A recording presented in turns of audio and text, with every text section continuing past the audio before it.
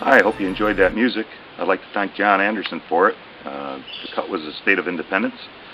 John Anderson of Yes fame, and you can tell he's classically trained by that piece, definitely. The reason I'm here today, I'm A.J. Aaron, the author of A New Reality, and I'm here to answer some questions that my readers have given me. I figured this would be a good way to get them out there, and also provide an avenue for you to ask me any other questions. Okay, the first question is, when did you realize something strange was happening? Well, it's not like I've done this all my life. I never felt energy before until this occurred to me, and never did any meditation or any chi techniques. And the first time that I realized something strange was happening was when I had that dream in the book. I kept feeling increasing energy. I was counting backwards through the alphabet, and as I approached a letter that for some reason had importance, the energy would increase in me.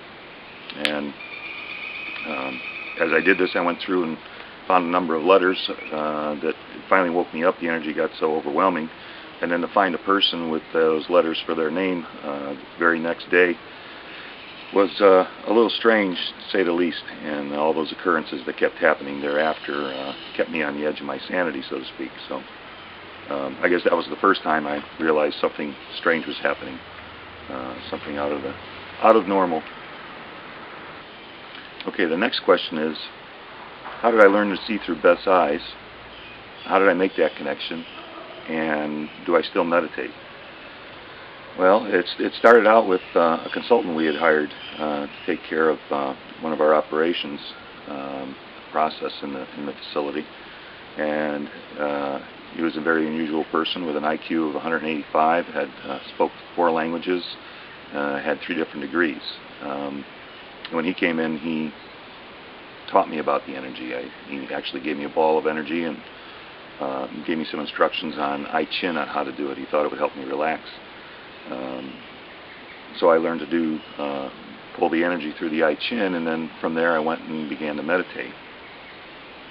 And I described the meditation in the book. The techniques I use is pretty basic. It was pretty common to all the meditation techniques that are out there, basically to relax all your muscles, slow your breathing, slow your heart rate, and then try and completely stop logic or analysis. If an idea comes into your head, you let it pass, don't deal with it, and when you're in a meditative state, don't try and analyze anything, just absorb it. So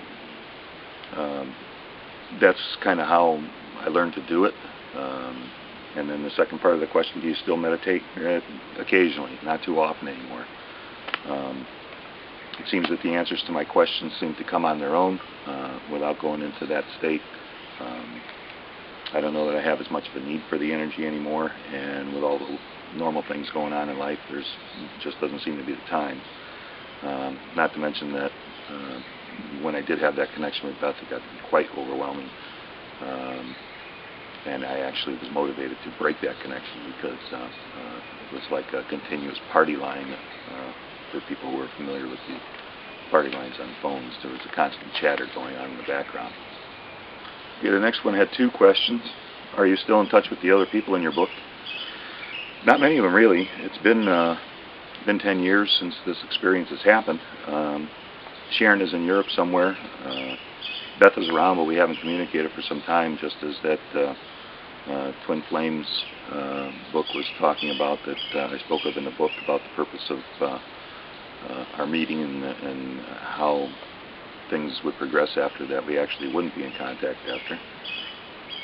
So we haven't heard from Beth for a while. Brad went to teach at an alternative school, and then he was going to Turkey to teach the last time I'd seen him, and I see Mike from time to time. So, the next question is, when were you looking for information? When you were looking for information to answer all your questions, how did you find the information to answer them? Did I go to the web, the library? How did I find this information? Well, I mentioned some of that in the book. Actually, it presented itself quite well. There'd be a book I'd walk by, I couldn't walk by. It would draw me to it, and that would have information in it. I'd be flipping through channels, and quite randomly words would jump from channel to channel and form thoughts or ideas that would then lead me to other information, or sent me somewhere else to get it. But ultimately, the information just showed up. Evan Harris Walker's book, Phyllis Kurth's, all the information that came along to kind of help me maintain my sanity through the experiences that came along. Going to the next one. What did I hope to do by writing this book?